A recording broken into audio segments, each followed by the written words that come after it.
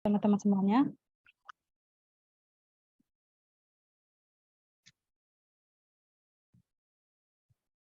Perkenalkan, nama saya Messi dengan NIM 1911098. Di sini saya akan mempresentasikan hasil skripsi saya dengan judul Pengaruh Total Aset Turnover atau TATO, ukuran perusahaan, inflasi dan suku bunga terhadap harga saham pada perusahaan sektor infrastruktur yang terdaftar di Bursa Efek Indonesia periode 2017 hingga 2021.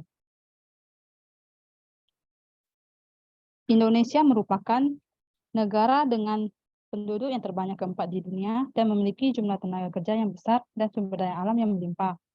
Hal ini membuat Indonesia menjadi sebagai salah satu negara yang sangat menjanjikan untuk berinvestasi. Investasi merupakan salah satu indikator penting bagi pertumbuhan ekonomi, sehingga menjadikan investasi sebagai akar dari segala cara demi menumbuhkan perekonomian di Indonesia. Investasi di Indonesia meliputi penanaman modal dalam negeri atau PMDN dan penanaman modal asing atau PMA. Pada saat ini, pemerintah Indonesia fokus dalam meningkatkan investasi, baik investasi publik, maupun swasta, dan berusaha untuk meningkatkan nilai investasi, baik investasi dalam penanaman modal dalam negeri maupun penanaman modal asing. Pemerintah melalui Badan Koordinasi Penanaman Modal membuat suatu rencana atau realisasi investasi yang di mana BKPM ini membantu investor dalam melihat perkembangan investasi di Indonesia. Seperti yang terlihat pada gambar 1 ini merupakan realisasi investasi di Indonesia. Realisasi investasi di Indonesia sendiri cukup meningkat dari tahun ke tahun.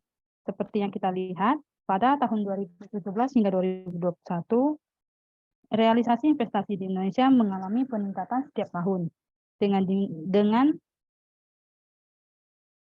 dengan kenaikan rata-rata sebesar 6,9%. Pada tahun 2017 sebesar 692,8 triliun dan naik pada tahun 2018 menjadi 721,3 triliun yang kemudian naik pada 2019 menjadi 809,6 triliun dan di tahun 2020 naik menjadi 826,3 triliun dan naik dengan cukup signifikan pada tahun 2021 sebesar 901 triliun. Salah satu wadah para investor untuk melakukan investasi adalah pasar modal. Pasar modal merupakan tempat bertemunya emiten dan investor dalam jual beli berbagai instrumen keuangan jangka panjang seperti saham, surat utang, ataupun reksadana. Salah satu unsur dalam investasi di pasar modal adalah harga saham. Sektor infrastruktur adalah sektor yang berperan besar dalam meningkatkan perekonomian serta pertumbuhan ekonomi suatu negara. Selain itu, sektor infrastruktur juga dianggap dapat menumbuhkan daya saing nasional di mancanegara. Seperti pada gambar 1.2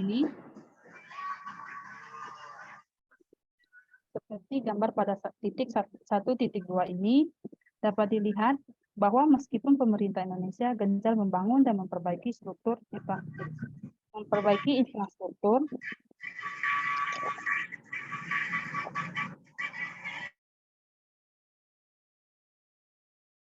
pada gambar di atas terlihat bahwa meski Indonesia gencar membangun dan memperbaiki infrastruktur seperti jalan tol dan lainnya serta meningkatkan nilai sektor infrastruktur, tapi pergerakan harga saham menunjukkan data yang sebaliknya.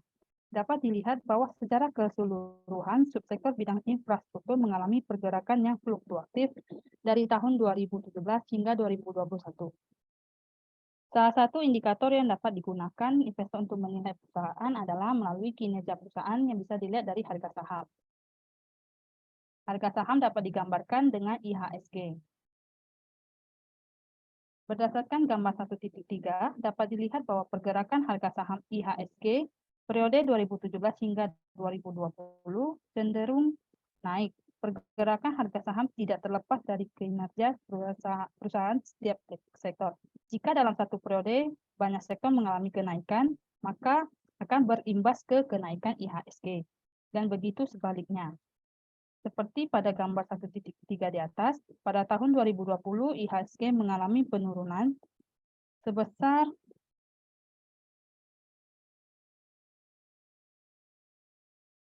5,9 dari 6.300 menjadi 5.979, dan secara bersamaan sektor perusahaan di Bursa Efek akan mengalami penurunan, salah satunya sektor infrastruktur. Pergerakan harga saham infrastruktur terus mengalami penurunan dari tahun ke tahun dibandingkan dengan pergerakan harga saham IHSG yang cenderung naik.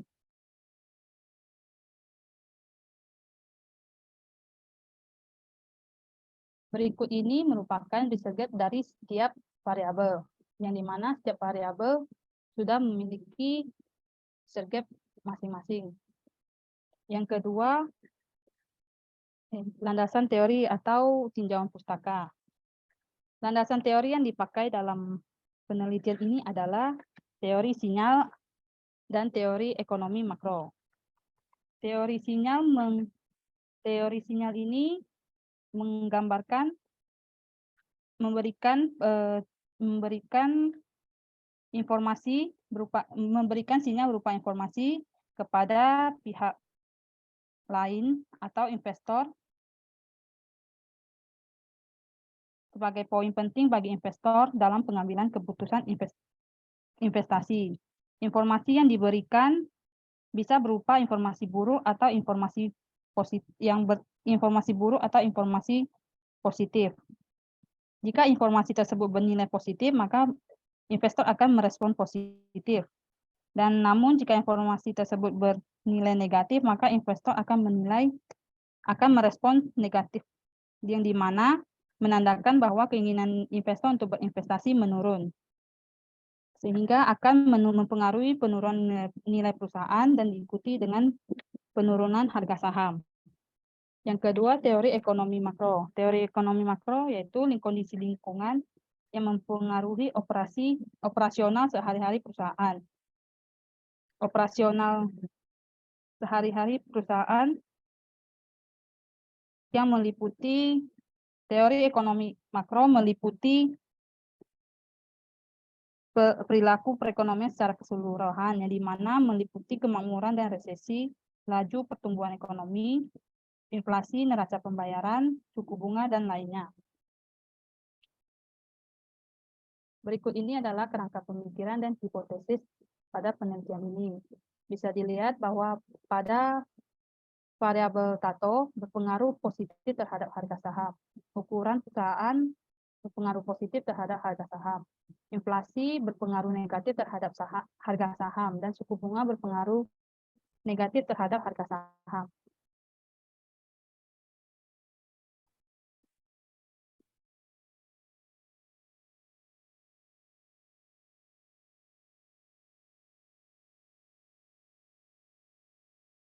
Metode penelitian metode penelitian.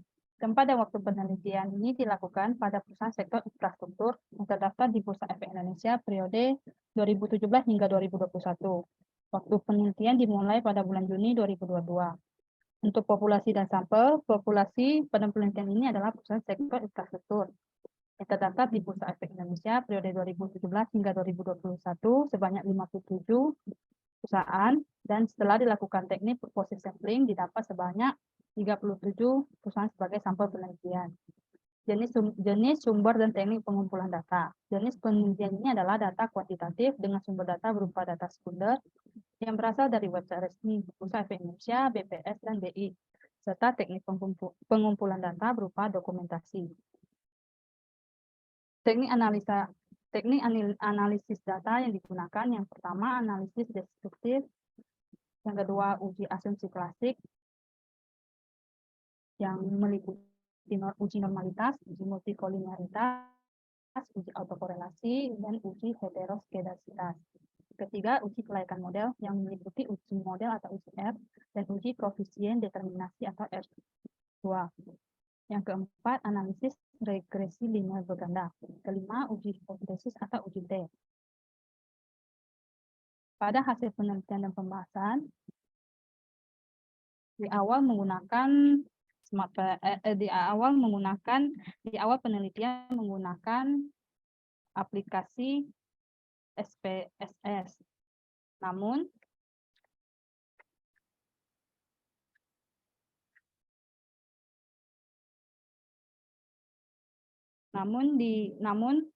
setelah dilakukan uji normalitas, bisa dilihat pada gambar grafik p-plot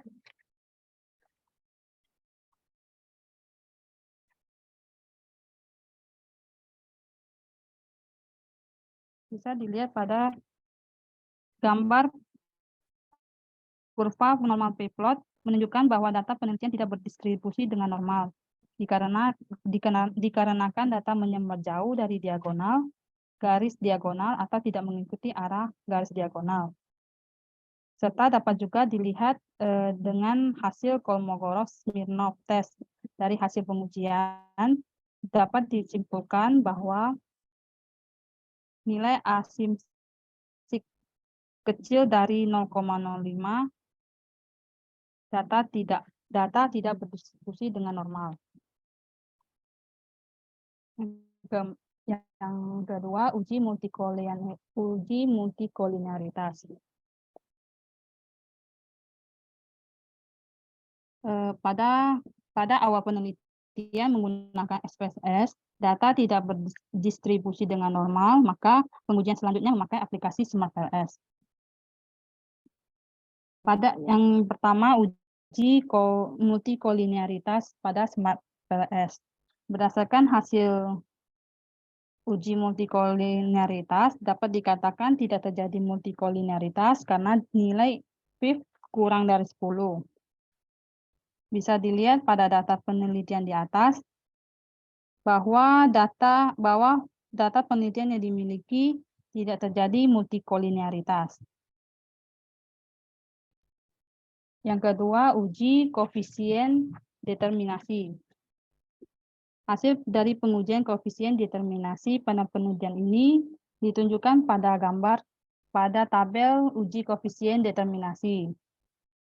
Berdasarkan gambar tersebut diperoleh nilai S-squared adjust sebesar 0,135 atau 13,5%. Hal ini menunjukkan bahwa harga saham dapat dipengaruhi sebesar 13,5% oleh variabel independen yaitu tato, ukuran perusahaan, dan inflasi dan suku bunga, sedangkan 86,5% variabel harga saham dapat dipengaruhi oleh variabel di luar penelitian ini.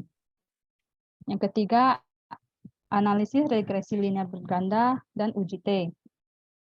Pada gambar tabel ini dapat dilihat bahwa tato berpengaruh negatif dan signifikan terhadap harga saham, sehingga kesimpulan hipotesis pertama ditolak. Yang kedua, ukuran perusahaan berpengaruh positif dan signifikan terhadap harga saham, sehingga hipotesis kedua diterima. Yang ketiga, inflasi berpengaruh positif dan signifikan terhadap harga saham, sehingga hipotesis ketiga ditolak. Yang keempat, suku bunga terhadap harga saham memiliki pengaruh negatif dan signifikan, sehingga hipotesis keempat diterima. Bab 5 ada kesimpulan, keterbatasan penelitian, dan saran. Kesimpulan pada penelitian ini adalah total aset turnover atau TATO berpengaruh negatif dan signifikan terhadap harga saham. Yang kedua, ukuran perusahaan berpengaruh positif dan signifikan terhadap harga saham. Yang ketiga, inflasi berpengaruh positif dan signifikan terhadap harga saham. Dan yang keempat, suku bunga berpengaruh negatif dan signifikan terhadap harga saham pada perusahaan sektor infrastruktur yang terdaftar di Bursa Efek Indonesia periode 2017 hingga 2021. Sedangkan untuk keterbatasan penelitian, yang pertama terdapat kendala yang data tidak berdistribusi normal sehingga dari aplikasi SPSS menjadi menggunakan SmartLS. Yang kedua, penelitian ini memiliki jumlah populasi 57 perusahaan, namun ketika dilakukan full positive sampling hanya mendapatkan 35 sampel, sehingga tidak semua perusahaan bisa dijadikan sampel. Yang ketiga, penelitian ini memiliki koefisien determinasi atau R kuadrat yang rendah, sehingga mengidentifikasikan bahwa pengaruh variabel independen terhadap variabel dependen sangat rendah. Dan yang terakhir, saran untuk bagi investor adalah sebaiknya mempertimbangkan faktor lain yang mempengaruhi harga saham selain variabel seperti tato, ukuran perusahaan, inflasi, dan suku bunga. Kedua, bagi perusahaan sebaiknya lebih teliti dalam mengatur rasio aktivitasnya agar perputaran aset dapat memberikan keuntungan sehingga akan menaikkan dividen saham dan meningkatkan minat beli investor.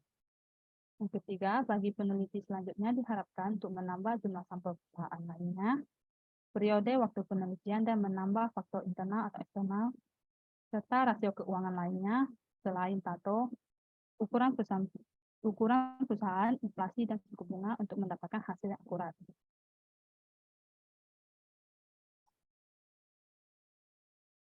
Sekian presentasi dari saya. Apabila ada kesalahan, mohon maaf. Ya, Pak. Oke, presentasinya sekitar 18 menit. Apa yang mau kamu tanyakan? Berarti kalau yang kita langsung dari bab 1 itu langsung mulai aja, atau maksudnya harus bilang kayak bab 1 latar belakang gitu, Pak? Ya perlu lah. Hah? Perlu itu.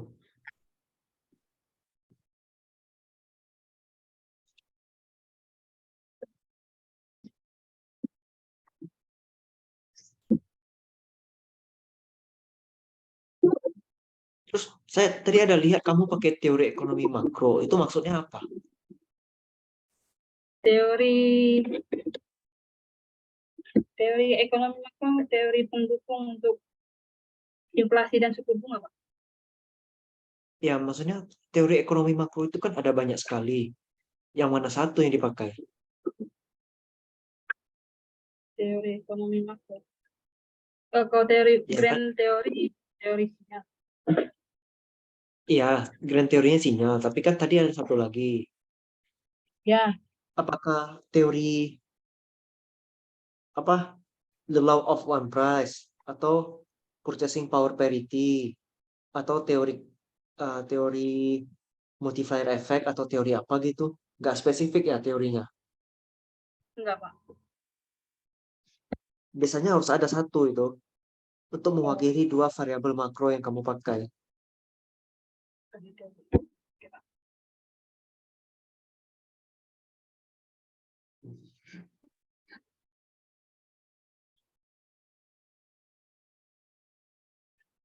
Oke, Pak.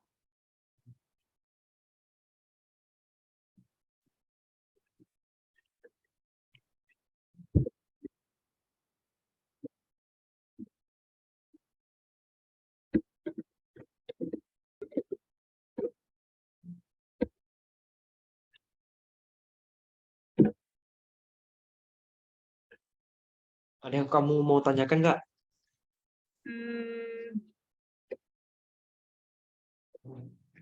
Berarti yang kalau yang nggak normal gini memang harus dimunculkan, Pak. Iya, harus kasih tahu dulu. Tapi kalau misalnya di sini cuma uji normalitas aja, Pak. Jangan kan ada asumsi klasik lainnya nggak? Ya sebenarnya yang benar ya, kalau bab 3 sudah nyatakan ada asumsi klasik yang digunakan, harus ditampilkan, dimasukkan di bab 4, baru direkap mana aja yang tidak memenuhi, baru boleh pindah ke PLS. Tapi kebanyakan yang saya lihat yang sidang minggu ini, semuanya langsung main hantam PLS. Asumsi lain tidak ada yang diuji. Ya.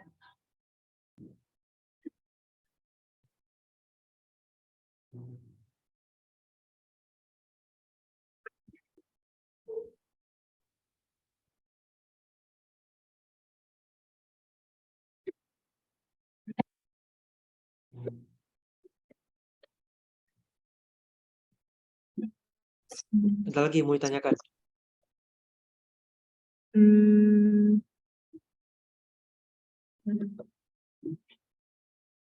Kalau yang ini, Pak, yang analisis regresi linear berganda ini kalau digabung dengan uji deh boleh, Pak? Suaranya putus-putus.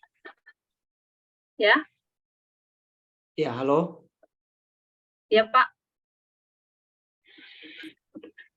Halo? Ya, apa? Pertanyaannya tolong diulang. Yang analisis regresi linear berganda ini kalau dengan uji T ini kan kalau saya kan saya gabung nih, Pak.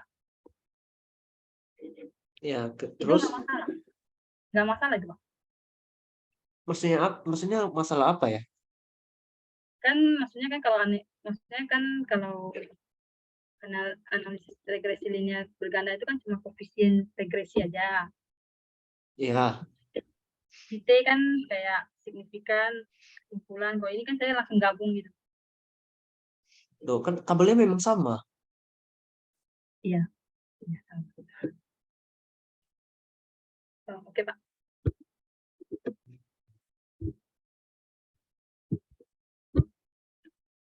Apalagi yang mau dibahas. Sementara itu, Pak.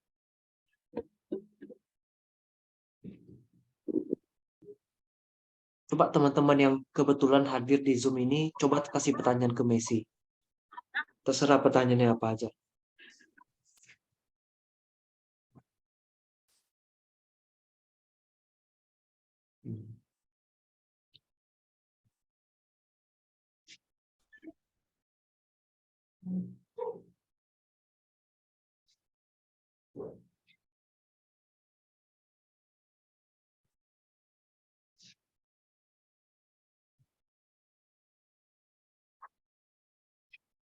Mana variabel yang pengaruhnya paling tidak kuat?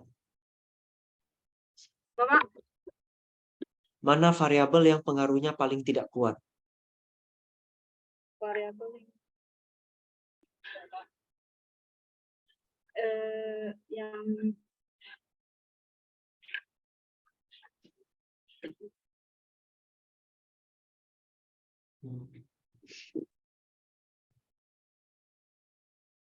yang inflasi terhadap harga saham, Pak. Alasannya kenapa?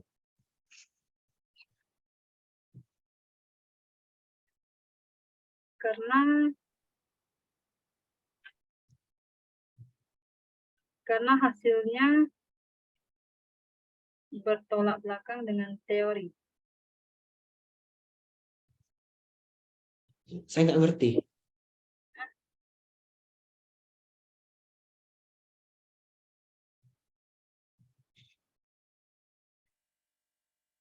Inflasi karena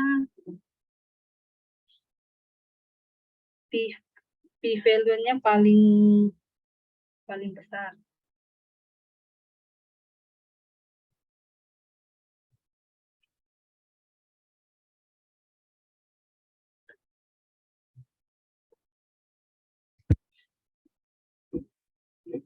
Hanya itu aja alasannya.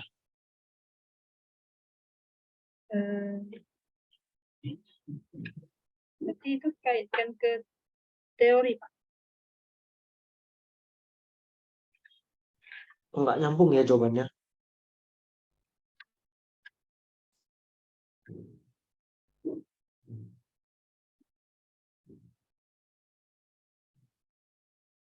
Halo? Iya, Pak. Jawabannya nggak nyambung nih.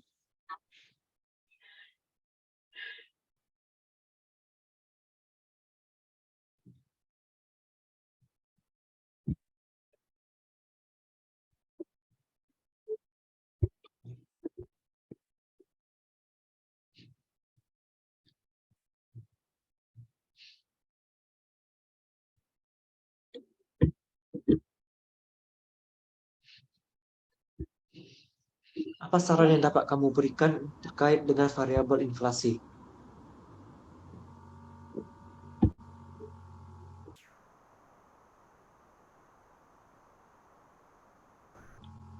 Apanya, Pak?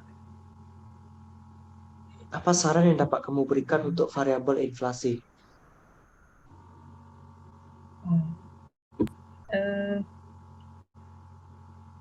Untuk variabel inflasi di sini saya memakai rata-rata per bulan dengan periode yang cukup singkat, sehingga jika nanti bagi peneliti selanjutnya, Pak.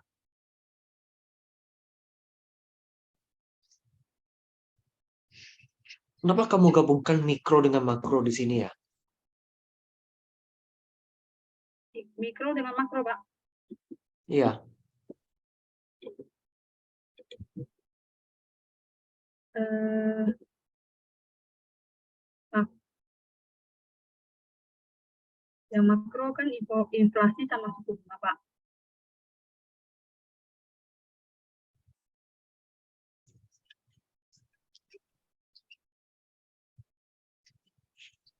Gimana bisa nyambung variabel makro gitu ke harga saham?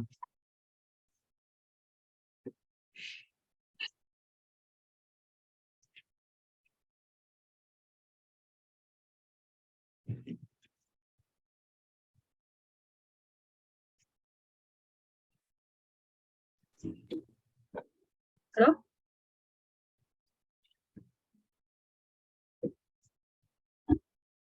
Ini jaringannya putus-putus, Pak. Udah dengar?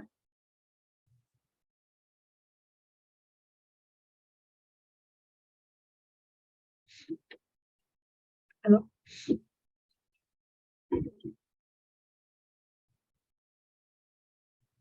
Halo? Apakah suara Ya, saya jelas? Ya, silakan dijawab. apa, Pak, pertanyaannya? Kenapa kamu menggabungkan variabel mikro dan makro? Memangnya inflasi sama suku bunga tuh bisa ngaruhin harga saham?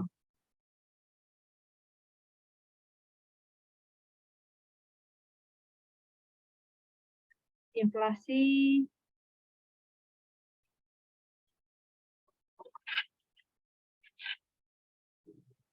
berdasarkan penelitian inflasi berpengaruh positif dan signifikan terhadap harga saham.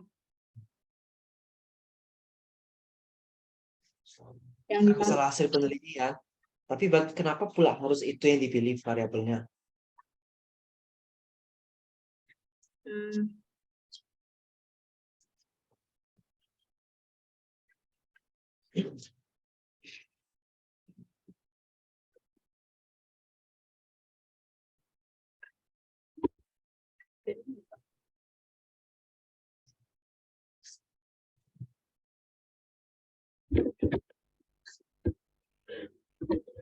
itu bingung jawabnya.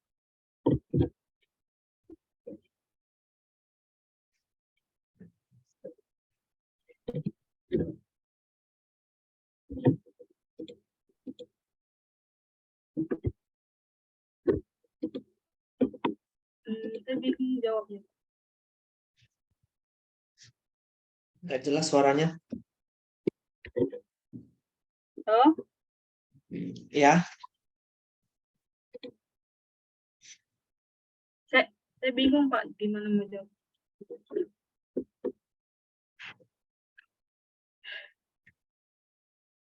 kenapa bingung? Kayak wadah saya mau kasih, kalau saya penguji kayak mana kasih nilainya kalau kamu bingung?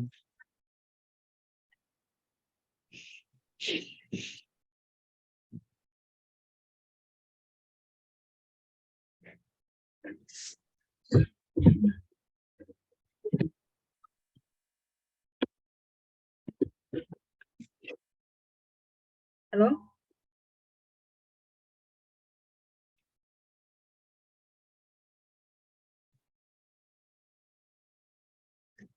Halo? Ayo, apa jawabannya? Apa tadi, Pak, pertanyaannya, Pak? Halo? Kenapa kamu milih variabel makro supaya bisa berpengaruh ke harga saham?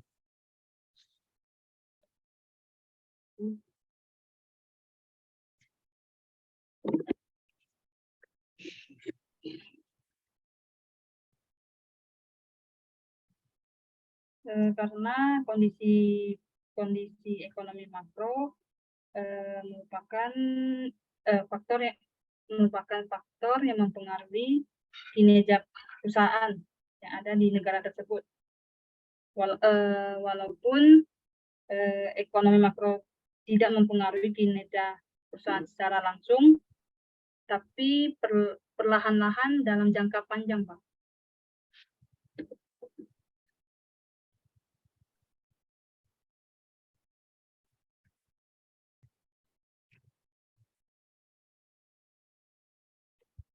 Halo?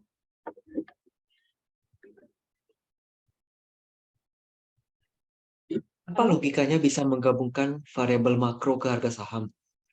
Logikanya harga saham tiap perusahaan kan berbeda-beda. Sementara variabel makro itu kan selalu konstan angkanya. Jadi ketika kamu olah data untuk 1 tahun yang sama dong angka semuanya untuk inflasinya gitu. Iya, Pak. Itu ngaco itu.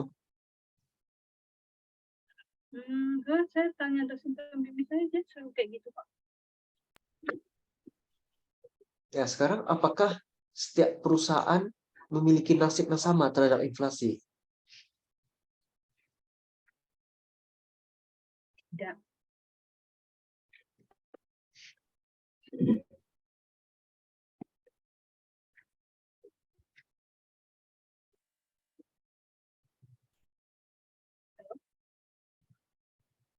Gimana Messi? Apa tadi, Pak? Halo?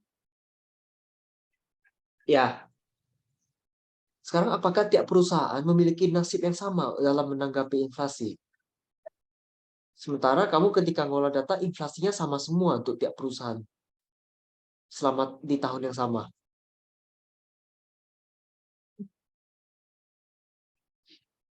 Tidak, Pak. Tidak sama nasibnya kan? Iya. Tapi angka inflasinya konstan kamu buat di pengolahan data. Iya, Pak.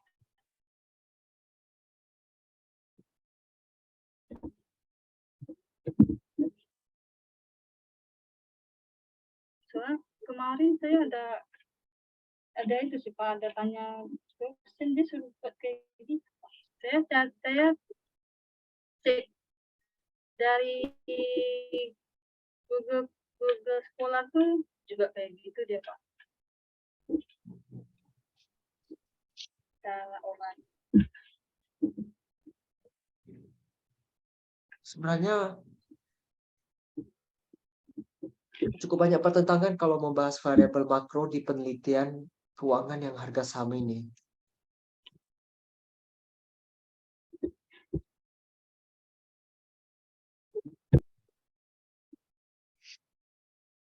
Oke, lanjut pertanyaan lain lah.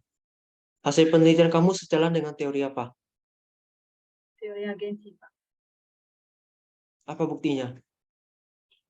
Buktinya ukuran perusahaan berpengaruh positif dan signifikan terhadap harga saham. Yang di mana artinya ukuran perusahaan berpengaruh terhadap penilaian investor dalam keputusan pengambilan investasi. Semakin besar suatu perusahaan, maka semakin baik pengelolaan dana investasi. Hal ini sesuai dengan teori sinyal, yang dimana keputusan berinvestasi memberikan sinyal positif bagi investor. Ada nggak yang sejalan dengan teori ekonomi makro?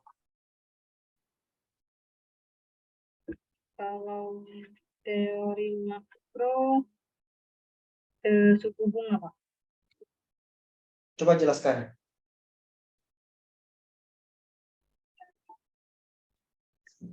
Suku bunga dari hasil penelitian, suku bunga berpengaruh negatif. Bukan, Pak, inflasi, Pak, inflasi. Bukan suku bunga. Inflasi. Yang berpengaruh tadi, yang sesuai sejalan dengan teori ekonomi makro itu inflasi, Pak. Inflasi dalam hasil penelitian berpengaruh positif dan signifikan terhadap harga saham.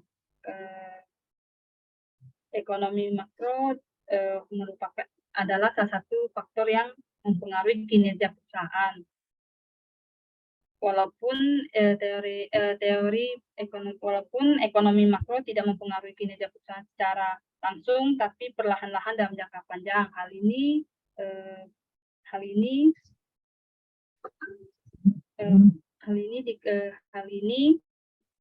bisa dikatakan bahwa hal ini sejalan dengan hasil penelitian yaitu inflasi berpengaruh positif terhadap dan signifikan terhadap harga saham.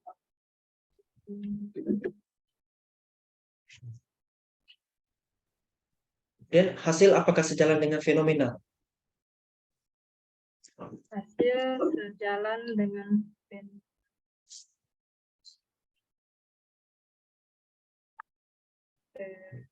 sejalan, Pak.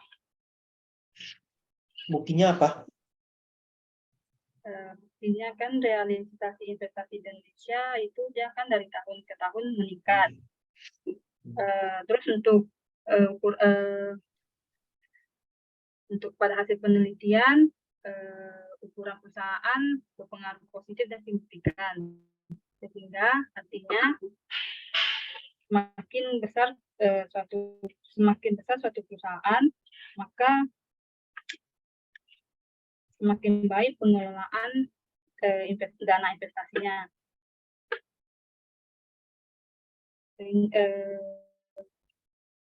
Sehingga hal ini semakin besar suatu ukuran perusahaan, maka semakin besar juga total aktiva perusahaannya, sehingga dapat dikatakan bahwa perusahaan mampu menghasilkan laba. Semakin besar menghasilkan laba akan semakin besar dalam pembagian dividen, maka harga saham perusahaan akan meningkat dan membuat minat beli investor semakin besar, sehingga sejalan dengan fenomena, Pak.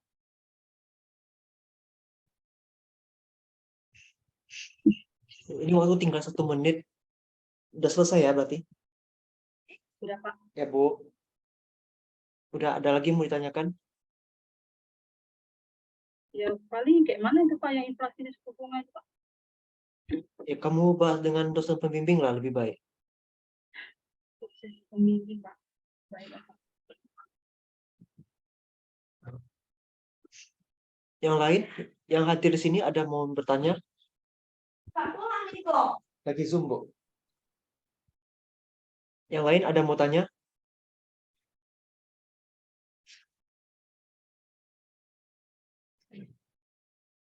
Jika tidak ada, saya akhiri. Terima kasih, selamat malam.